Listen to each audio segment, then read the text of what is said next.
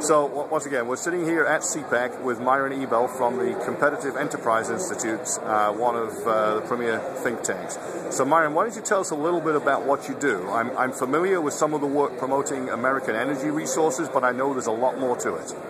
Well, CEI is a fairly small think tank, but we specialize in regulatory issues, regulations of all kinds, from a free market perspective. And I work on energy, environment, global warming, but we work on, financial regulations, labor, internet. If it's a regulation, we probably have somebody who's one of the leading experts on it. Right, and you have a regular newsletter that people can sign up for as well, correct? Well, we do on energy and global warming issues. It's called the Cooler Heads Digest, and it comes out once a week by email on Friday afternoons, and it summarizes the week's news, mostly in Washington, but around the world on energy and climate issues. Cooler Heads Digest, and is that right at CEI.com? No, it's at globalwarming.org. globalwarming.org. Okay. Now, I have a question. When we talk about energy and the country, there's two dynamics that would suggest, at least in my mind, to our friends on the left, that the development of American resources would be superior. First of all, of course, every dollar of American resources used is a dollar that does not go to countries that are sponsoring state terrorism. But secondly, because of the regulatory structure, which, let's say, as conservatives, we believe it's stronger than it should be, but because it is so strong, Americans extract energy cleaner overall for the environment than just about anywhere else, like Nigeria and such. Do you point out that difference? And the question really is, how is it that the left, that claims to be concerned about environmental issues, doesn't have the most clean country produce the energy in the most clean way? That's a great question, because, of course, I think everyone knows that the environmental pressure groups oppose all forms of energy if they're commercially viable. If it requires a government subsidy, then environmental groups are for it. Wind power, solar power, ethanol. But if it's coal, oil, natural gas, something that can be produced at a profit in the private sector, then you will find environmental groups are against it. And they're also against hard rock mining in this country. So you find every big natural resource project in this country, although you're correct, we have the highest environmental standards in the world. You'd think that they would be for that. They would be for producing gold and copper and coal and oil in this country, but in fact they oppose every single project that is proposed. And in fact, every person driving a Prius is driving on coal because it's electricity produced by coal. Every person who's enamored with wind power is generating the energy to charge their iPod off of dead birds. Let's be frank. You're killing. It makes a very big difference. Well, that's true. A Prius doesn't plug in.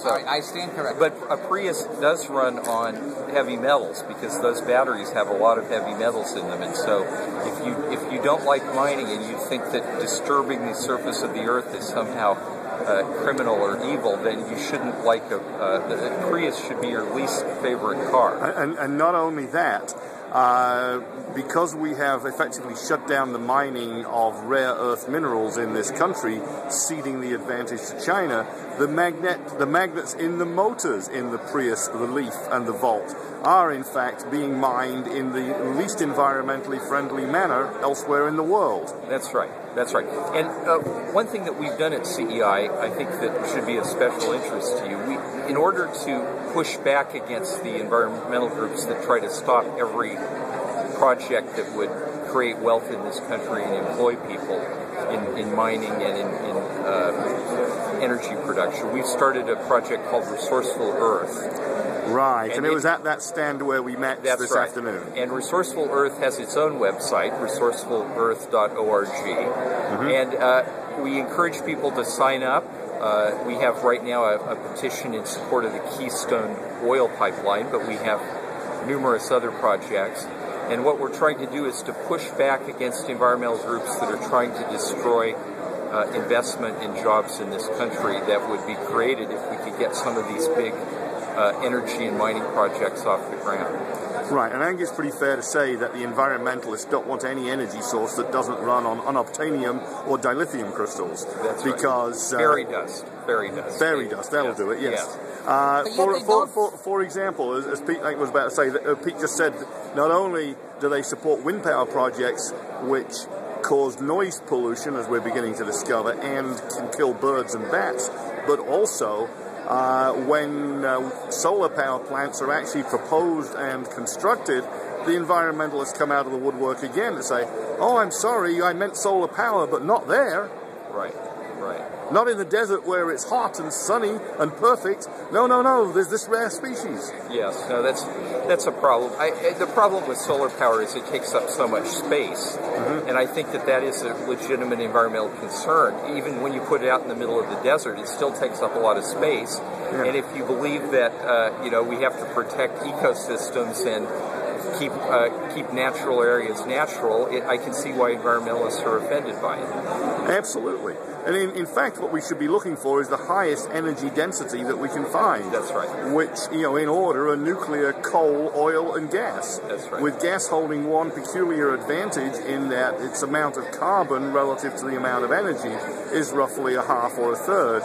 And so there's a trade-off there where it's a bit less energy dense, but it's a very clean burning fuel.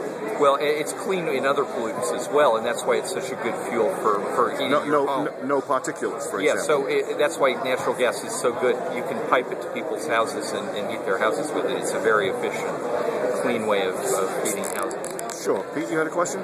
Well, I was wondering, it seems to me that a lot of what's going on, when you see cylindrical, when you see the subsidies, and it always seems to be that the subsidies and the taxes are going to for the friends of Obama, and I'm really wondering how much of the environmental movement is really a question of loving the environment, and how much of it is them creating a job for themselves that pushes money from one set of friends to another set of friends. Tax dollars, basically. A tax dollar extraction industry. They're miners. They love mining, but what they're mining are tax dollars for themselves and their friends.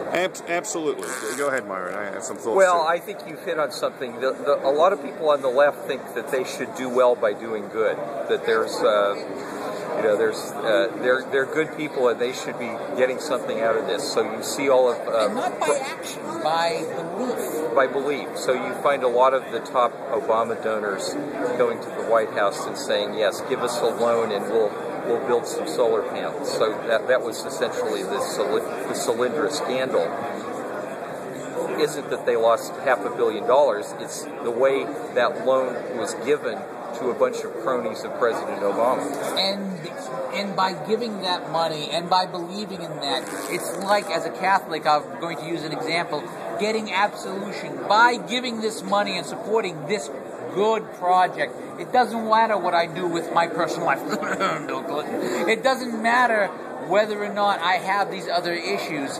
I am absolved from having to do because I support the right thing for the environment. Because isn't the earth more important than these terrible, horrible humans who demand energy, except for my own energy use, of course, my iPad and my screen, because that's important. Well, of course, Pope Al the Pious has it both ways, because not only does he want us to go green, he sells indulgences. The key guy in the Solyndra scandal is George Kaiser, who was the major private investor in this solar panel maker. But in fact, his wealth all comes from oil. Mm-hmm. It's interesting. He's decided that his leftist convictions mean that really making money from oil is not a good thing. He needs to shift into But protection for my oil interests, not for yours. Well, and let's not forget the Solyndra pipeline decision, which meant that a certain tycoon from the Midwest, who for some reason wants taxes raised, will be able to carry through his railroad connections materials and make a profit. Somehow, the Buffett connection doesn't get much play, does it? Mr. Buffett is feeding off of us. A lot of the oil coming from North Dakota in the Bakken field is now carried by his railroad. because there isn't enough pipeline capacity. So there is more and more oil being shipped from North Dakota to the refineries in the Midwest and the Gulf on the railroad that Warren Buffett owns. So, yeah, I mean, that's... Okay. Tell us a little bit more about the other regulatory areas that you're involved in, Myron. You touched on them, but what's top of the menu for CEI at the moment? Well, I would say all of the EPA regulations that are coming down that are designed to put coal out of business, to make it harder to produce oil, and to start regulating hydraulic fracturing of natural gas. But you have, just with the Clean Air Act, you have the ozone rule, the utility MACT, maximum available control technology rule, the utility MACT, the boiler MACT, and the cement MACT. You have the cross-state air pollution rule and the regional haze rule. Those are all extremely expensive rules that are designed to raise energy prices, in particular to raise electric rates, so that wind and solar power can become competitive with coal and natural gas. The only way that they can ever become competitive with coal and natural gas is if you make the cost of a coal-fired and a natural gas plant much, much higher. And once more, the drive for unobtainium and of course, electricity rates will necessarily skyrocket. That's right. Right now, all of our manufacturing in this country has been concentrated into the coal states. New England and New York no longer have manufacturing. California, well, here's an example. At one point, Californians, when the economy was going good before they killed it in California, and it was a bipartisan murder. I mean, it was Governor Schwarzenegger and the Democrats in the legislature. But they would buy about, Californians would buy about 2 million cars per year. At one point, 1.5 million of those were assembled in California. So they were actually producing a lot of their own cars. Now it's just a few hundred Tesla electric vehicles, which cost $100,000 each. So they have moved all of their auto assembly to the Midwest and the South, and they're now dependent on parts of the country that have cheaper electricity because California has very expensive electricity. Yeah, so, I confess to actually having looked at the Tesla Roadster, not because I'm a greenie, but because it's quiet and damn fast. But I came to the conclusion that I couldn't afford it. Yes. But it's a lovely idea, an electric Lotus, basically. That's right. But the point is that California, and President Obama has California as his economic model. They want to raise the electric rates, the energy prices for the heartland of the country up to California levels. Well, they should understand they've killed their own auto industry. They've moved it to places like Alabama where it has cheap electricity. Don't they understand that if they raise the rates in places like Alabama and Kentucky and Indiana, they're going to raise the cost of automobiles? Of course, and then it'll be cheaper to make them in Japan, which is the reason why they're made here, aside from the fact that we have good labor and good locations, is that Japan was more expensive at one point, and now it isn't. We can drive those jobs back to Japan, and then the protectionists will come up and want us to shut down the imports, and then we'll be poorer again. Well, Michael, there's also something worth mentioning here, that we hear a lot from our friends on the left who talk about the greedy capitalist, the greedy capitalist, the greedy capitalist. And there was something you mentioned about both the solar panel and the car, which you said, the Tesla, nice car, but it's $100,000. The idea being that there are two ways to make yourself competitive. You can either develop something to the point where it becomes more competitive. I mean, solar could try and advance to become cheaper, could try and do the R&D, but as capitalists, it is much easier to not have to do that scientific work, to not have to invest in that knowledge, to not have to put in the tough research and hire the scientists and try and fail until you try and succeed to make the better light bulb, as Thomas Edison talked about. Why do that R&D effort when you can have your friends in the White House put regulations on other people to force up prices to make you competitive? Thus, they are, in fact, being the greedy capitalists embodied.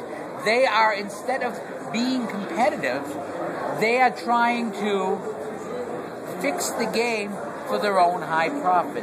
The ultimate of greedy capitalists, and I've not heard anyone mention this before. Peter, this is a strange thing. Well, that's because true capitalists don't work that way. Well, they're capitalists try and maximize capital, and people are pretending that they're not trying to, and they are. That's what the entire yes, but I would regard them as greedy crony capitalists. Go ahead, Myron. Well, I think, Peter, you're right.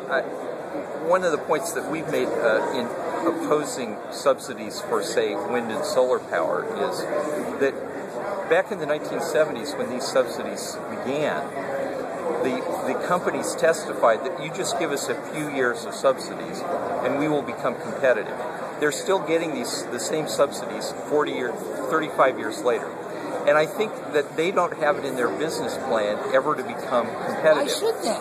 And I think it's actually held back their industries because they spend a lot of their energy and their creativity lobbying in Washington to keep the subsidies coming rather than trying to make their product competitive. And I think they're further from becoming competitive than they would be if they hadn't had these 35 years of subsidies. Are you suggesting that they're like a kid who decides to stay in their house until they're 30 because mom and dad are willing to support them? Yes.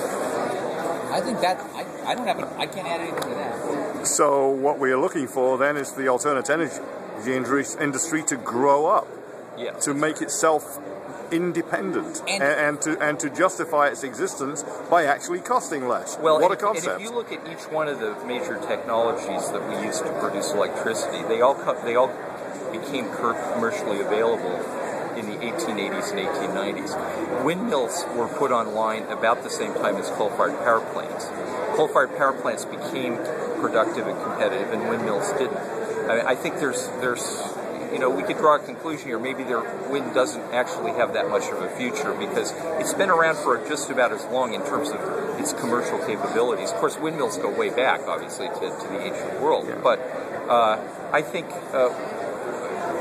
most of these things that are called new technologies, that these are the future, you actually find out that they were left by the wayside a long time ago. Absolutely. There were electric cars in the late 1800s, and there were some more, I think, in the 1930s. Yes. And they didn't hold up because the cost of recharging them, refueling them, the weight of the batteries. They've been trying to invent a lighter, more efficient storage device for 120 years. And the lead-acid battery is just barely superseded by the lithium-ion battery, which, by the way, is inclined to burst into flames.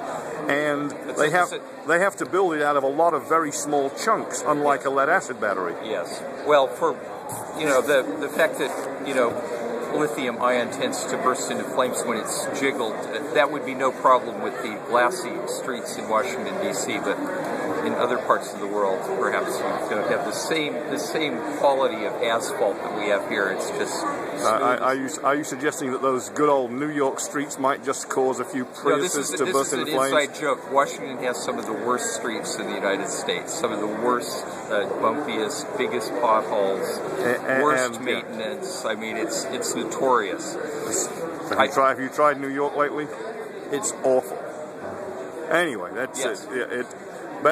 Back to regulation. So we've talked about energy and alternate energy and the attempts of the EPA to shut down our available sources of power. Where else is the government intruding that you're pushing back, Myron? Well, we do a lot of work on what we call nanny state regulations. Mm-hmm. Trying to get into telling people what kind of washing machine they can own, what kind of refrigerator, what kind of light bulb,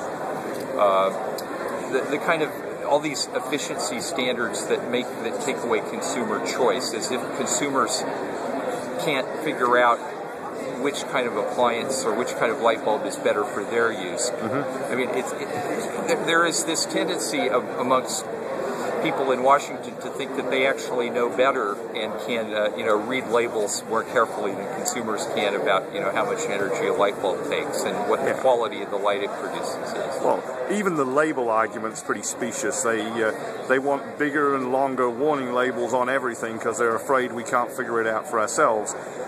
I mean, the light bulbs is a perfect illustration of the case in point. Okay, so you know what? It's the government raising the cost of electricity that makes people even think about it. but I'm jumping directly from incandescent bulbs to LEDs in the places where it makes sense. That is hard to reach, places I don't want to worry about maintaining, outdoor lights and so on. Right. Hey, if I can get 25 watts worth of light for 4 watts, and it runs cool and it costs me next to nothing, well, I mean, the lights aren't cheap yet, but that's a good deal, and I'm gradually doing those replacements. I'm doing it because I want to, not because I'm a greenie, but because they are actually cooler, safer, and more efficient, and they're not dangerous like CFLs. I mean, anytime the government tries to pick winners and losers, they manage to promote the losers. Yes, you got it exactly. Yes. So we have been trying, through an activist affiliate of CEI, to repeal the light bulb ban.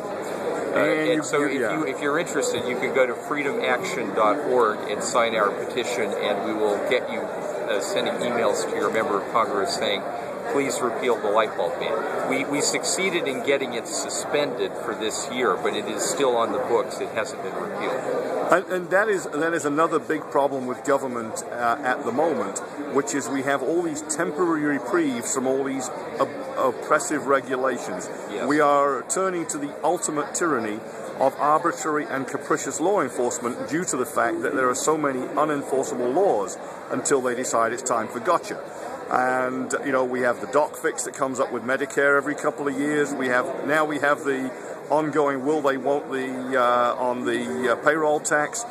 We have the will they won't they on the light bulbs, and so on and so forth. Yes. And all this suppresses investment.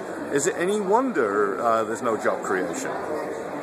Well, we believe, just in general, we at CEI believe that it is true that we face a deep financial crisis with the federal government's overspending and the entitlement liabilities in the future, that we have to do something to get a hold of the spending that we're liable to under Medicare, Social Security, and the whole federal budget.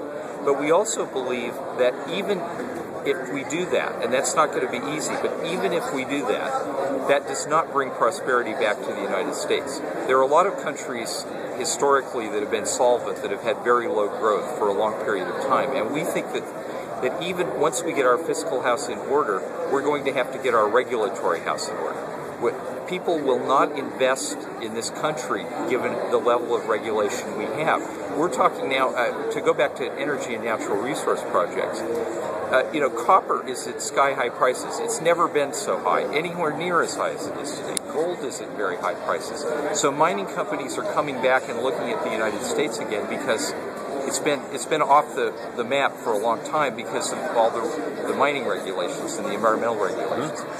But prices are so high that investors, big English and Canadian companies, are looking at the United States and saying, hey, there's a lot of very valuable minerals here, and if we can get around the regulations, we can go back to work here. But if you're trying to open a new copper mine in Australia, from the point of discovery, you can probably do it in 5 years. In this country, you can do it in 10 to 15 years. Now, who is going to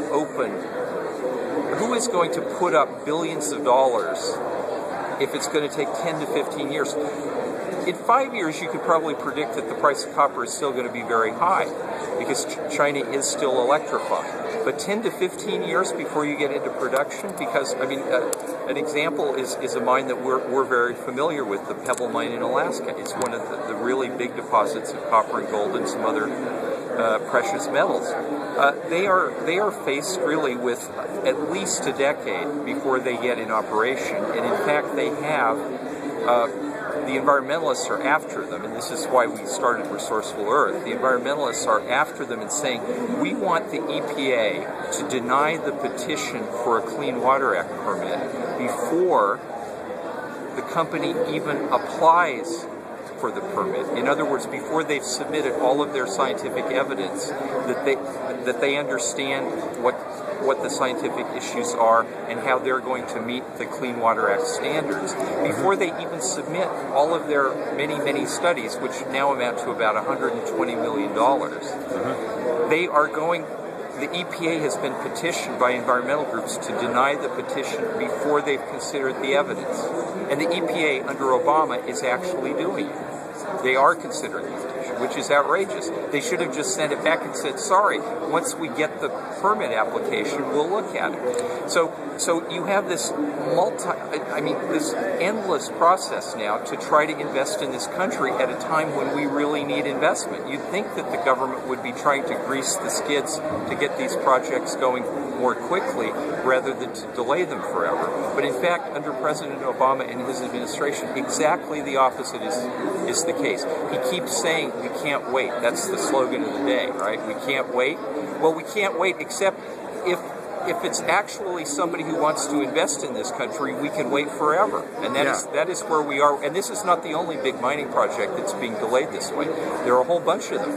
And every single one of them is looking at more than a decade to get into operation. It's just absolutely outrageous. Right. So just run by me again those websites so we've got them all for our readers. So there is CEI.org. CEI.org, resourcefulearth.org, and that last one again was globalwarming.org. globalwarming.org. And then, if you want to become a political activist, freedomaction.org. freedomaction.org. My goodness. And I'll remember to type all those out when I put the article around the video, Myron, so that our readers can get those. And I thank you very much for your time. Do you have any additional points you'd like to make before we close? No, thank you, Mike. Thank you, Myron. That's wonderful. And thank you to Pete for a lot of very informed questions. Well, you know me. You give me the excuse to talk. I'm going to talk. You got it.